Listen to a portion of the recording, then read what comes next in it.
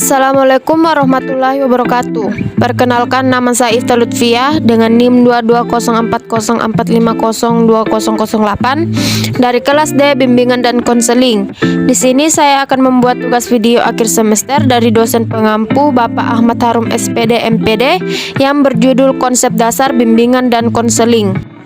Pertama-tama, pengertian bimbingan dan konseling.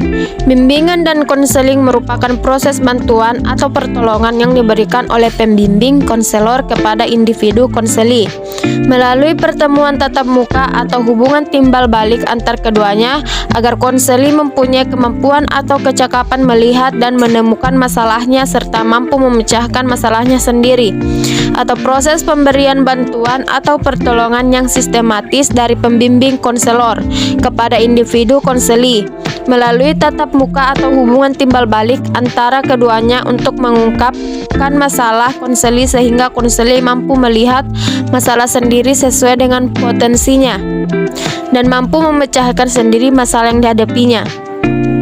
Bimbingan dan konseling telah memiliki kekuatan yang tinggi di tingkat pendidikan. Kebimbingan konseling merupakan serangkaian program layanan yang diberikan kepada peserta didik agar mampu berkembang menjadi lebih baik dari sebelumnya. Bimbingan konseling biasanya dilakukan di sekolah-sekolah dari tingkat dasar bahkan prasekolah sampai tingkat tinggi. Tujuan bimbingan dan konseling. Tujuan bimbingan dan konseling terbagi dua, yakni tujuan umum dan khusus. Tujuan umum dari layanan bimbingan dan konseling adalah sesuai dengan tujuan pendidikan, sebagaimana dinyatakan dalam Undang-Undang Sistem Pendidikan UU SPN tahun 2003, UU Nomor 20 2003, yaitu terwujudnya manusia Indonesia yang berbudi pekerti luhur, memiliki keterampilan dan pengetahuan kesehatan jasmani dan rohani, serta rasa tanggung jawab ke masyarakat dan kebangsaan. Sedangkan tujuan bimbingan konseling secara khusus meliputi aspek pribadi, sosial, belajar, dan karir. Berikut ini beberapa tujuan bimbingan dan konseling ditinjau dari berbagai macam aspek. Yang pertama, merencanakan kegiatan penyelesaian studi, perkembangan karir, serta kehidupan peserta didik di masa yang akan datang. Kedua, menyesuaikan diri dengan lingkungan pendidikan dan lingkungan masyarakat. Ketiga, mengetahui hambatan dan kesulitan yang dihadapi peserta didik dalam studi penyesuaian dengan lingkungan pendidikan dan masyarakat.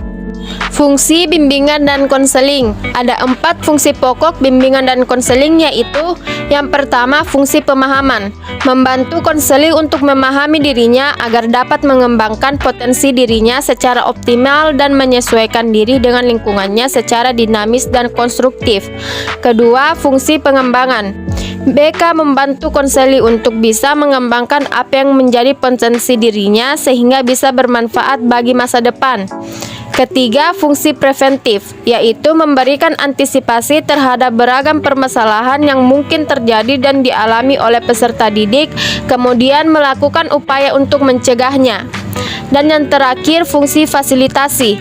Bimbingan dan konseling akan memberikan kemudahan kepada konseli untuk mencapai pertumbuhan serta perkembangan seoptimal mungkin, selaras, serasi, serta seimbang dalam keseluruhan aspek diri konseli.